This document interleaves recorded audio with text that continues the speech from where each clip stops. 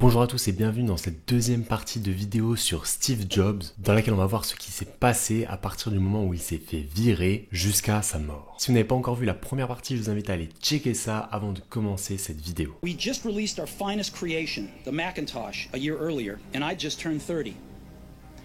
And then I got fired. How can you get fired from a company you started? Steve s'est fait virer de sa propre boîte le 15 septembre 1985.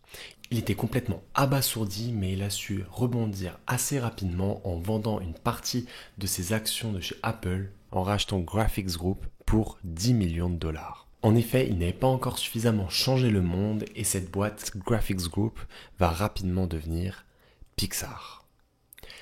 Les débuts de Pixar ne sont pas glorieux, puisqu'au début, la principale activité de Pixar, c'était de vendre des ordinateurs ayant pour but de créer des images en haute résolution.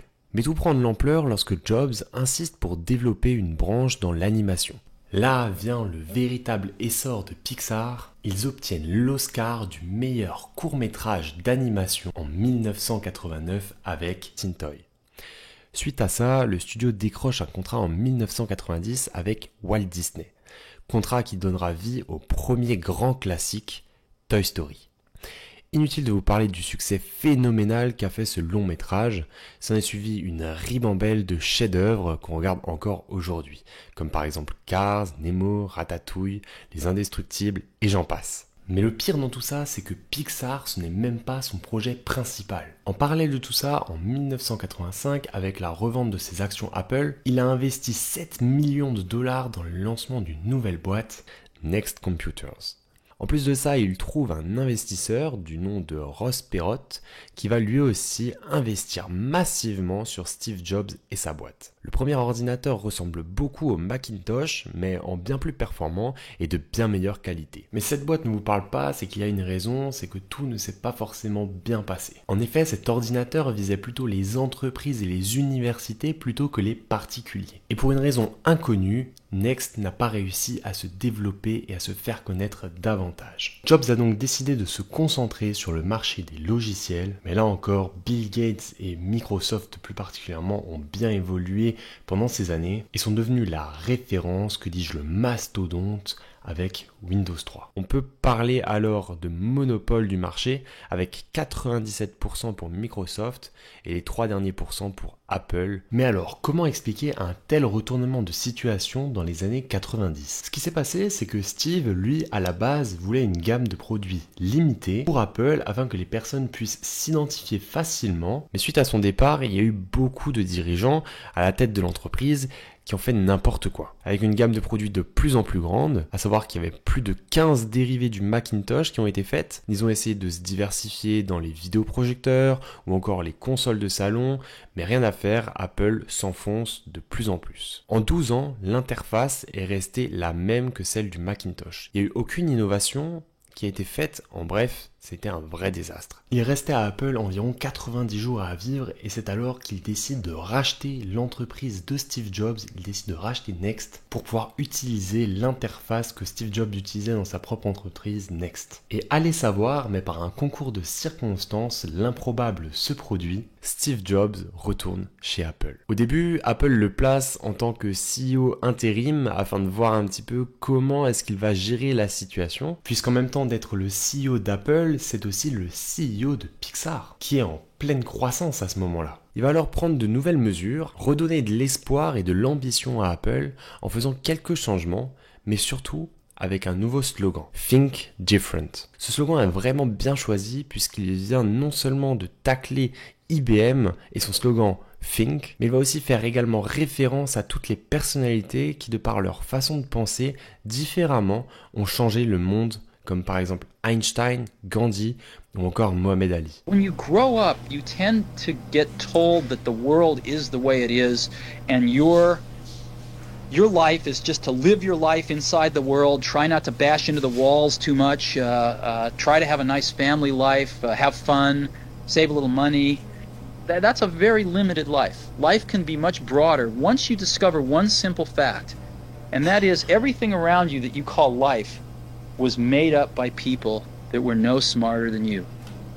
and you can change it. You can influence it. Once you learn that, you'll never be the same again. Steve est vraiment doué pour ça et il va user de ses talents de marketeur pour redorer le blason d'Apple. Vient alors la révolution, avec le tout premier iMac, pour accompagner ce slogan qui vient disrupter le marché avec ses couleurs vives et son design unique, contrairement aux ordinateurs tout gris de l'époque. Cerise sur le gâteau, Jobs va s'aligner pour la première fois avec les prix du marché au prix de 1299 $. Et c'est ça qui va garantir un succès colossal et qui va refaire entrer Apple dans la cour des grands, avec plus de 800 000 unités vendues la première année. Jobs a ainsi pu redonner le cap et Apple est passé d'une dette à 1,4 milliard $ à un bénéfice net de 309 millions $, et tout ça en un an. Suite à ça, vous vous doutez bien, devant un tel résultat, le conseil d'Apple nomme officiellement Steve CEO. Après tout ce succès, Steve va se fonder une équipe de choc avec notamment Tim Cook, que vous connaissez très certainement, puisque c'est lui-même qui va reprendre le flambeau. Et vient alors la décennie des miracles.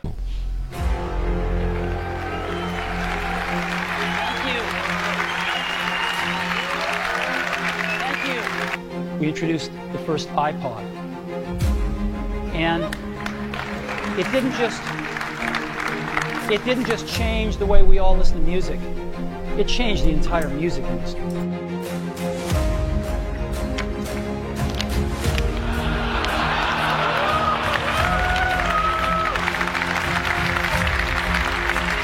This is it. Let me take it out here.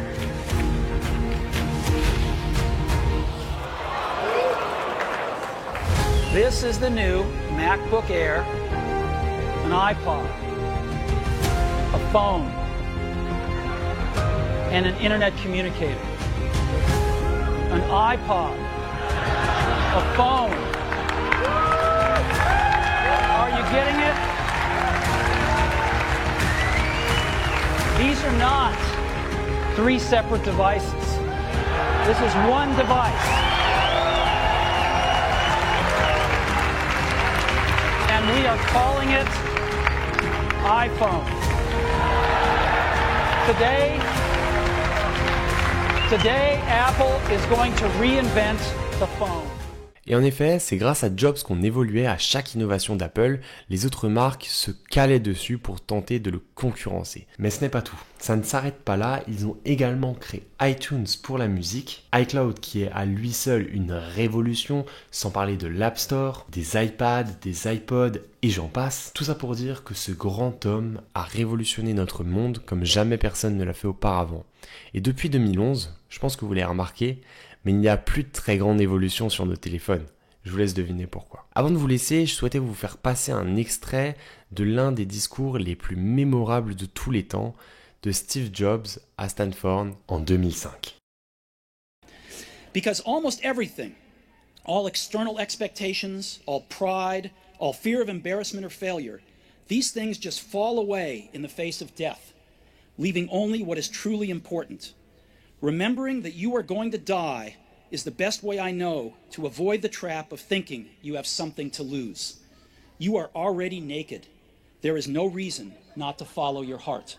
La dernière fois qu'on le verra en public, c'était le 2 mars 2011 pour la sortie de l'iPad 2, avant de nous quitter le 5 octobre 2011 à l'âge de 56 ans. Merci d'avoir regardé jusqu'au bout, j'espère que cette vidéo vous a plu et que vous avez pu en apprendre davantage sur Steve Jobs. Si c'est le cas, n'hésitez pas à liker cette vidéo et à me faire savoir ce que vous en avez pensé dans les commentaires. Si vous kiffez ce genre de vidéo, je vous invite également à vous abonner. En tout cas, un grand merci à ceux qui le feront. C'était Cédric, on se dit à la prochaine.